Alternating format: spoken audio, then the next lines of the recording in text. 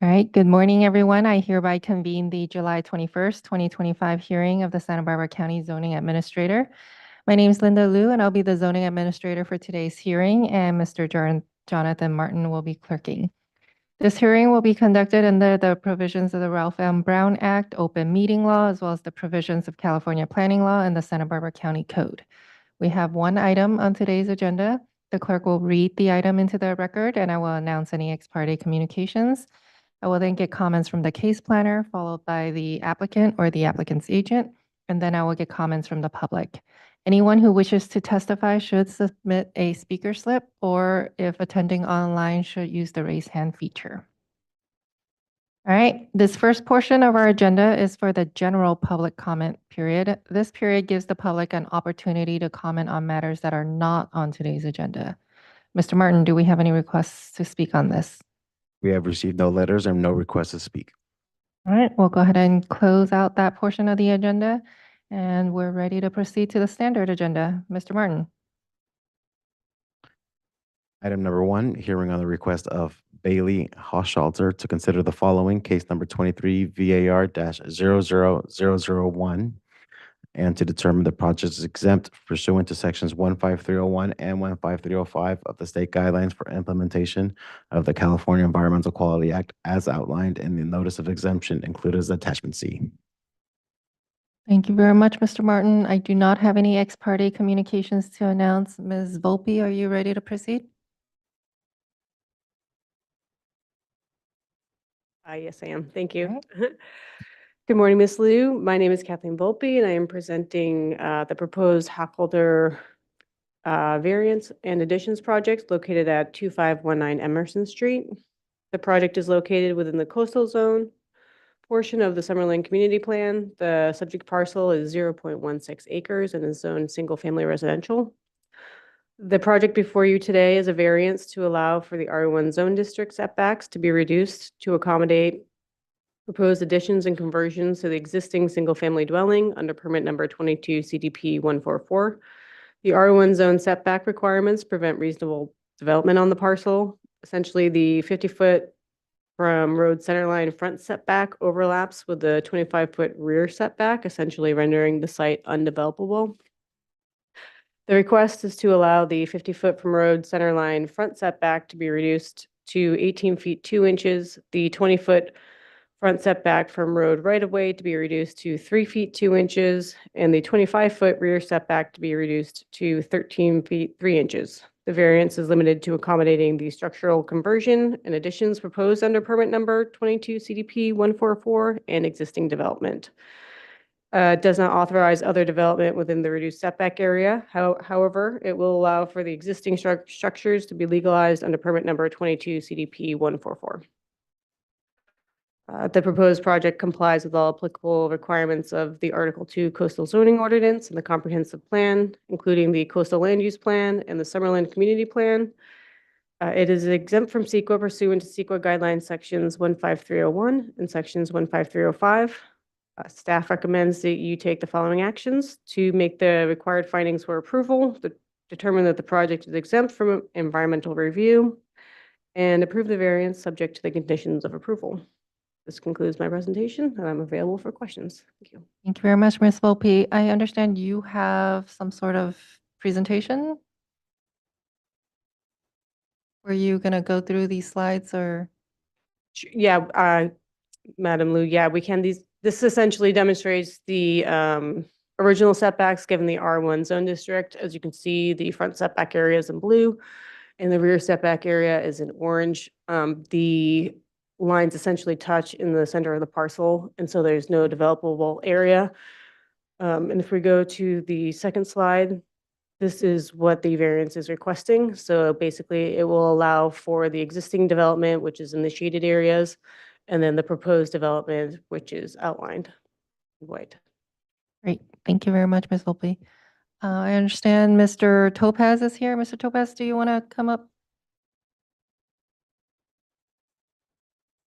Good morning. Good morning, Mr. Topaz. Do you have anything to add to Ms. Volpe's presentation? I did submit a digital file to just give you a better understanding of the property. We can go through that. Mr. Martin?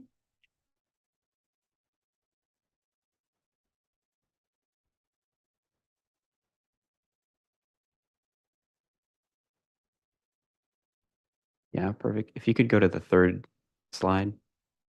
This is the same presentation as SBAR, so that's why there's some sheets that are unnecessary, but this is the property. I just wanted you to get a sense of what it looks like. That if you can go a little bit lower to the bottom images, that street view number 8, I think, is how the property looks from the street. So it's 3/4 of the way is covered by bamboo.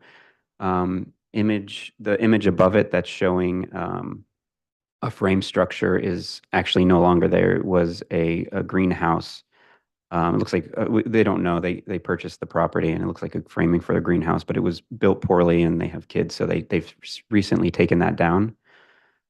It's a single-story house. You can see the view on image number 7, looking over the southern neighbor. If you could go down to the next sheet, this is some neighborhood context to give you an idea of the neighbors' properties on the street, most of which are much larger and two-story.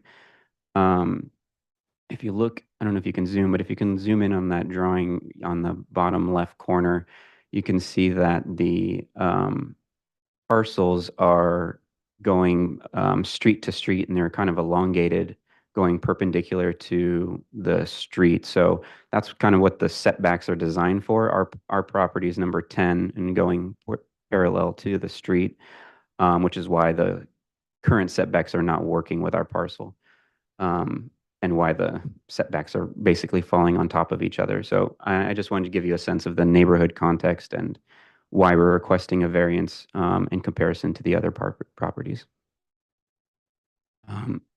Kathleen, I was going to walk you through kind of the floor plan. Kathleen showed existing and proposed setbacks. So I don't know if we need to really go through it, but I just wanted to point out again that the only setbacks that we are asking for are setbacks that conform with the current existing property, and we are building within those setbacks. So if you could go to propose a few sheets down, that was existing, that's existing. Just want to show you, keep going, maybe one more right there. So that's proposed, and those are the proposed setbacks that we're requesting, and all the structure falls within that. And I just wanted to point that out.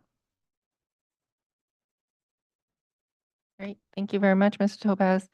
I understand the owner is online. Is that true? He was trying to be, yeah. I don't know if he's there. Oh, Yeah, I'm here. I'm under Alex's name because it was the link that was provided. Of Okay. Can you please just state your name for the record? course, this is Bailey Hockhalter. And Mr. Halter, do you have anything to add to this presentation or? No, I think that was all described well. All right, great. And have you had an opportunity to review the conditions of approval that Ms. Volpe is Yes, requesting? yes, And are you in agreement to those conditions of approval? yes. All right, thank you very much. Mr. Topaz, thank you. I really appreciate the neighborhood comparison. That is very helpful. Ms. Volpe, the only question I have, I understand that this is just a variance that's in front of me and I have no jurisdiction over the CDP. Have you had any neighborhood concerns, questions, comments regarding this project? Specifically as it relates to the variance that's before me? Madam Lu, actually, no, I have not had any comments from the neighborhood regarding the variance itself. Okay, great. And then just to reiterate, this as developed currently, that was prior to permitting requirements, so that's why it was already built without those setback considerations. Correct. All right, great. I do not have any further questions for you, Ms. Volpe or Mr. Topaz. Mr. Martin, do we have any requests to speak from the public? We have no requests to speak, and we have no letters submitted for this item. All right, great. I'll go ahead and close out this item and make the required findings for this project as specified in attachment A of the staff report, including the CEQA findings. And I do determine that this project is exempt from CEQA pursuant to CEQA guidelines section 15301 and 15305, as outlined in attachment C of the staff report. And I approve this project case number 23 VAR 00001, subject to the conditions of approval included as attachment B of the staff report. Thank you very much, Ms. Volpe. Mr. Topaz, thank you. Mr. Martin, I believe that concludes our